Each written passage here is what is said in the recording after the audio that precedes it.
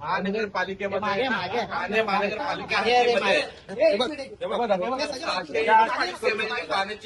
ठाणे महानगरपालिकेमध्ये ठाण्यातील लोकांना आहे, पण पाणी पुरवठा होतोय 590.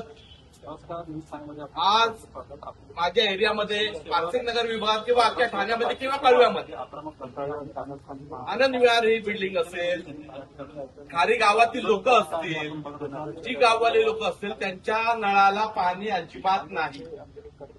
माझ्या बिल्डिंग मध्ये पाणी नाही, मी आंघोळच केली नाही. आज या ठिकाणी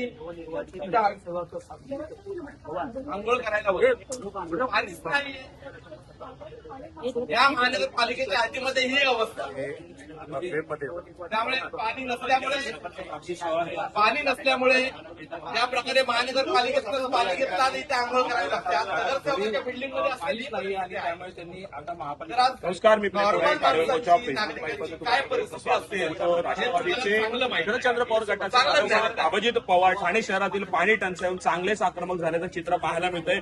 महानगरपालिकेच्या मुख्यालयात जे आहे आंघोळ करून प्रशासनाचा निषेध करत अनोखा आंदोलन जे आहे राष्ट्रवादी शरदचंद्र पवार गटाचे नगरसेवक अभिजित पवार जे आहेत ते या ठिकाणी आक्रमक पवित्रा घेतलेला पाहायला मिळतोय. कुठेतरी ठाणे शहरात गेल्या काही दिवसांपासून पाणी टंचाईचं भीषण संकट आपल्याला पाहायला मिळतं आणि कुठेतरी हीच बाब प्रशासनाच्या निदर्शनास आणून देण्यासाठी राष्ट्रवादीचे नगरसेवक अभिजित पवार हे स्वतः या ठिकाणी जे आहेत या ठिकाणी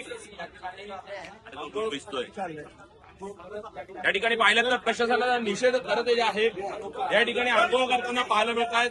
एक अनोखा आंदोलन नगरसेवक अभिजित पवार या ठिकाणी करताना पाहायला मिळत आहेत. कुठेतरी महापालिका मुख्यालयातच जे आहे आंदोलन करत प्रशासनाचा निषेध या ठिकाणी होताना पाहायला मिळतोय. मोठ्या प्रमाणात आपण पाहिलं तर ठाणे शहरात पाण्याची टंचाई आहे मोठ्या प्रमाणात आपल्याला पाहायला मिळतं आणि या ठिकाणी जे आहे राष्ट्रवादीचे नगरसेवक अभिजित पवार यांनी जे आहे महापालिका मुख्यालय भवनात जे आहे आंघोळ केलेली पाहायला मिळते. महानगरपालिकेतील जे आहे पाणी घेऊन ही आंघोळ या ठिकाणी करण्यात आलेली पाहायला मिळते. कुठेतरी नगरसेवकांना महापालिका मुख्यालयामध्ये येऊन आंघोळ करायची वेळ आल्याचे चित्र आता पाहायला मिळतंय. कुठेतरी ठाणे शहरात पाणी टंचाई गेल्या काही दिवसांपासून मोठ्या प्रमाणात भासत आहे आणि त्याच पाणी टंचाईचं लक्षवेधी अशा प्रकारचं आंदोलन हे राष्ट्रवादीचे नगरसेवक अभिजित पवार यांनी केलेलं पाहायला मिळतंय.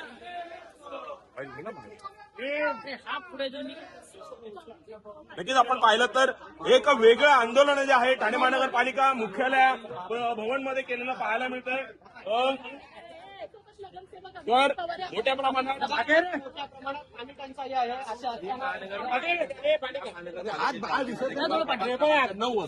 पाठी आलं एवढा मोठा कशाला त्याचा आवाज नाही